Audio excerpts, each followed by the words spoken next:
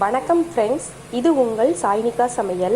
இன்றைக்கி நம்ம சாய்னிகா சமையலில் என்ன பார்க்க போகிறோன்னா, ஒரு சிக்கன் சால்னா எப்படி செய்யலாம் அப்படிங்கிறத நான் உங்களுக்கு சொல்லி காட்ட போகிறேங்க.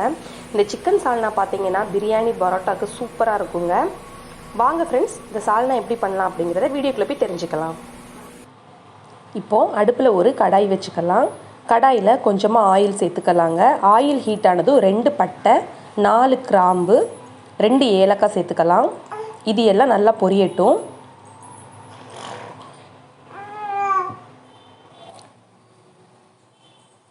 இப்போ ஒரு அரை ஸ்பூன் பெருஞ்சீரகம் சேர்த்துக்கலாம். கூடவே ஒரு அரை ஸ்பூன் சின்ன ஜீரகம் சேர்த்துக்கலாம். ரெண்டும் நல்லா பொரிஞ்சதுக்கு அப்புறமா ஒரு ஸ்பூன் மிளகு சேர்த்துக்கலாங்க. இப்போ தேங்காய் துருவல் சேர்த்துக்கலாம். நான் இன்றைக்கி 2 ஸ்பூன் தேங்காய் துருவல் சேர்த்துருக்குறேன். இது எல்லாத்தையும் சேர்த்து அந்த எண்ணெயிலே நல்லா வணக்கி விட்டுக்கலாம். நம்ம இப்போது நறுக்கி வச்சுருக்கிற ஒரு பெரிய வெங்காயத்தை சேர்த்துக்கலாம். இதையும் சேர்த்து நல்லா வணக்கிக்கலாம்.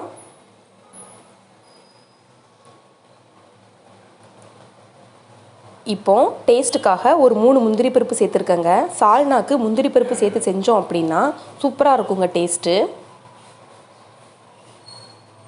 பாருங்கள், எல்லாத்தையும் வணக்கியாச்சு. இப்போ இதை நம்ம ஒரு மிக்ஸி ஜாருக்கு மாற்றிக்கலாம். நான் இன்றைக்கி 2 ஸ்பூன் கசகசாவை இந்த மாதிரி ஒரு அரை மணி நேரத்துக்கு முன்னாடி ஊற வச்சு வச்சுருக்கேங்க.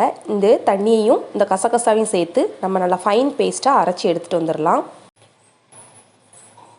இப்போது அடுப்பில் ஒரு கடாய் வச்சுக்கலாம். அதில் கொஞ்சமாக ஆயில் சேர்த்துக்கலாங்க.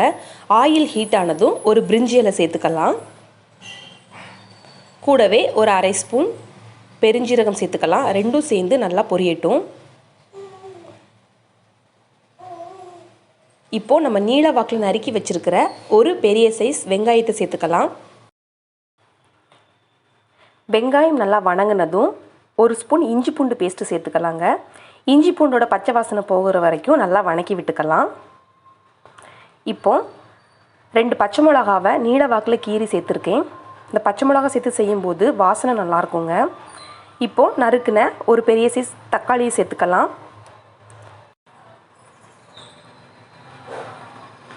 நல்லா வணக்கி விட்டுக்கலாங்க. இப்போது காரத்துக்காக ஒரு அரை ஸ்பூன் தனி மிளகாய் தூள் சேர்த்துருக்குறேன்.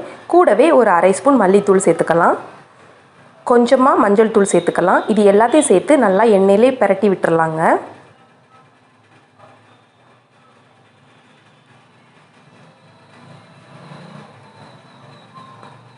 நல்லா பிரட்டி விட்டாச்சு. இப்போது நம்ம அரைச்சி வச்சுருக்கிற பேஸ்ட்டை இதில் சேர்த்துக்கலாம். சேர்த்து அதையும் நல்லா கலந்து விட்டுடலாம். பாருங்கள், அந்த மசாலா எல்லாம் கொதிச்சிருச்சு. இந்த டைமில் நம்ம கழுவி வச்சுருக்கிற சிக்கனை இதில் சேர்த்துக்கலாம். சிக்கனை சேர்த்து நல்லா பிரட்டி விட்டுடலாங்க.